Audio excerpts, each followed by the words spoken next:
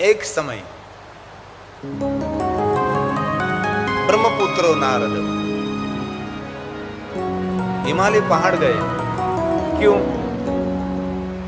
तपस्या करने के लिए। तपस्थान तो हिमालय पहाड़ है ना। अभी भी बहुत सारे ऋषि मुनि साधु संत कभी नीचे धरती पर आते ही नहीं है। बस ऐसा कुंभ का कोई मेला है तो पहुंचते हैं दर्शन करने के लिए। बाकी ये सब बाजार में घूमने फिरने वाले नहीं होते ना।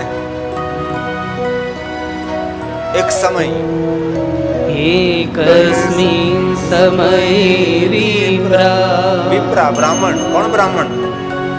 नारदो मुनि सतमा ब्रह्मपुत्रो विनीतात्मा तपोर्थ मन में इच्छा हुई। कैसी इच्छा? तपोर्थ मन में एक इच्छा प्रकट हुई। कैसी इच्छा? तो कि तप करने की इच्छा। मुझे तप करना है। हिमालय पहाड़ पहुंच गए। तप में बैठना है, साधना करनी है। साधना स्थली कैसे होनी चाहिए? वहां की आबोहवा, वहां का वातावरण कैसा होना चाहिए? शिव महापड़ ग्रंथ में भी बहुत सारी बातें हैं। कथा किस स्थान पर करना चाहिए उसका पूरा विवरण है। नदी तटे, सागर तटे, जंगल मध्य, निर्व शांति हो, शिवालग्रे, शिवालय हो उसके आंगन में। ऐसे बहुत सारे स्थान बताए हैं। ऐसे स्थान पर भगवान शिव जी की कथा गाना चाहिए।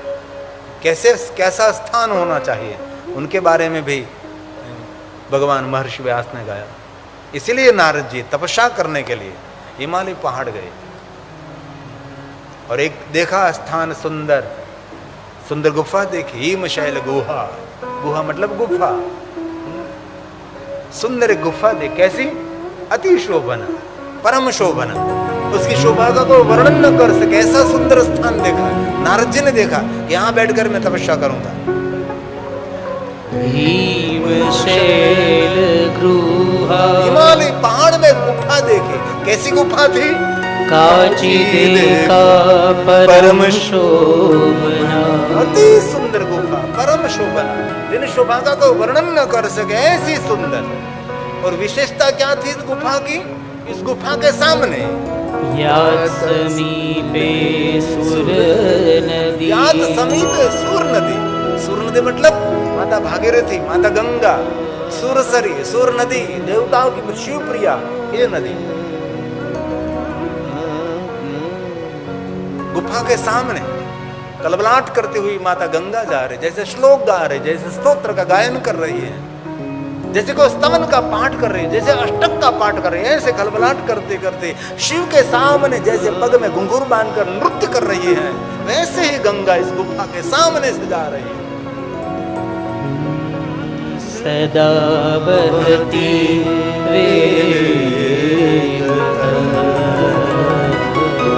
सदा बहती।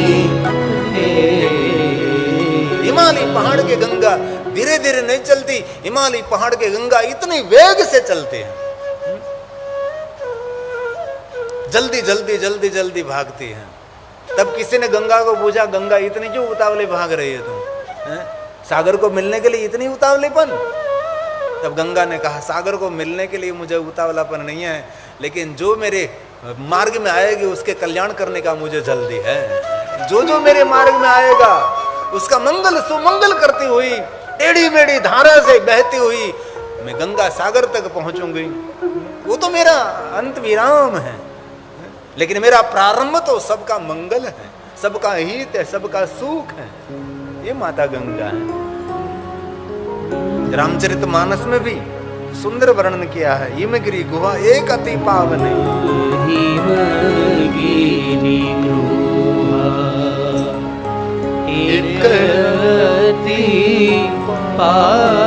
हिमगिरी गुहा एक अति पावन। पावन स्थान, पवित्र स्थान नारद जी ने देखा। और इस पावन स्थान के सामने, गुहा के सामने बहत समीप सुरसरी सुहावनी बहत समीप सुरसरी सुहावनी सुरसरी सुहावनी। नारद जी ने तपस्या की, काम पर विजय प्राप्त किया, देवताओं ने जय जयकार किया, ऋषि मुनियों ने प्रणाम किया, चारों तरफ नारद जी की कीर्ति फैलने लगी। जहां देखो वहां नारद की जय जयकार जय जयकार जय जयकार। और जय जयकार सुनकर नारद के हृदय में अहंकार का बीज अंकुरित हुआ। नारद जी के मन में हुआ कि मैंने इतना तप कर लिया। और सब लोग कहने लगे, नारद जी पूरे भुवन में एक शिव थे जिनने काम को पराजित कर दिया और आप दूसरे हैं, और कोई काम को पराजित नहीं कर सकता। आप कितने महान हैं, शिव तुल्य हो गए आप तो। नारद के मन में हो, मुझे शिव जी को कहना चाहिए कि मैं आपके समान हूं। शिव जी को कहने के लिए गए, महादेव ने सब कुछ सुन लिया, लेकिन धीरे से शिव जी ने कहा कि नारद, जीवन की ऐसी बहुत सारी बातें हैं, दूसरों को कहने में हमारा हित नहीं है। और जीवन में बात गहराई से याद रखनी चाहिए। हमारे जीवन के सभी बात सबको कहने के लिए नहीं होते ना। कैसे सोते, कैसे खाते, क्या पीते हैं, कैसे आपकी आदतें हैं, नहीं नहीं। साथ में रहने वाला एक माने समझे देखे वस्तु अलग है, लेकिन ये जाहिर जीवन नहीं होना चाहिए। किसी को देखते हुए पानी भी नहीं पीते, हम भोजन पीते, क्या बात रही। ऐसे साधु संतों की ये शिष्टाचार होता है उसका। इसीलिए जीवन की सभी बात सबको कहना उचित नहीं है नारद।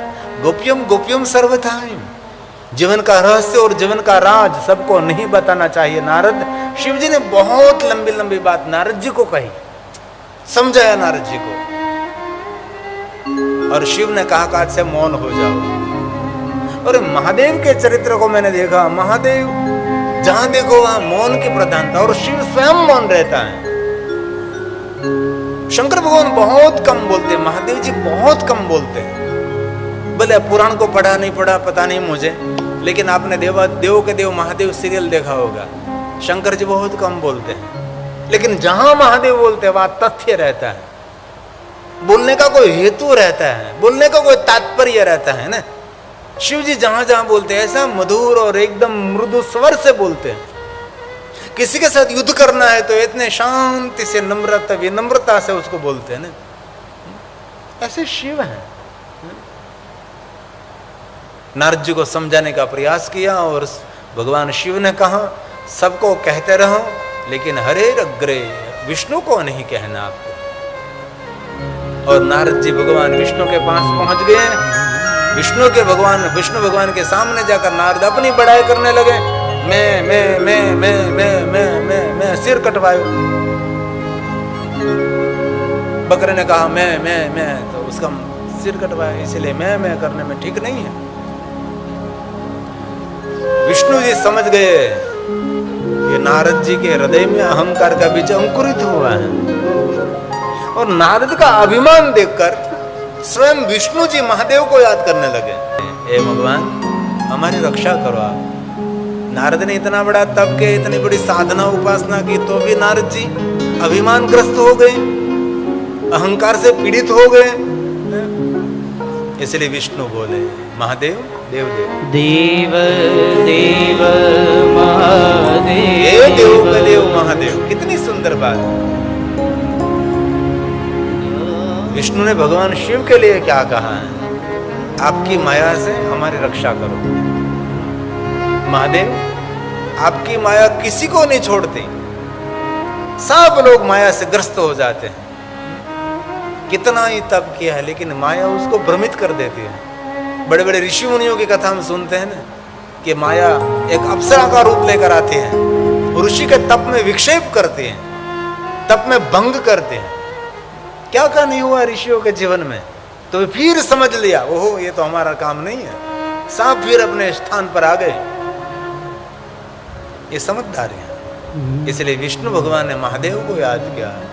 देव देव महादेव प्रसीद परमेश्वर धन्यस्तवं शिवधन्याते माया सर्व विमोहित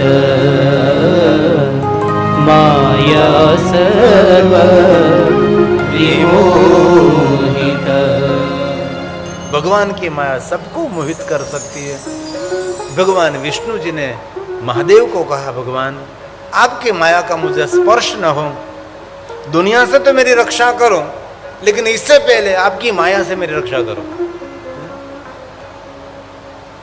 शत्रुओं से तो हमारी रक्षा करो महादेव, पर पहले तो शत्रु से पहले आपकी माया से हमारी रक्षा करो।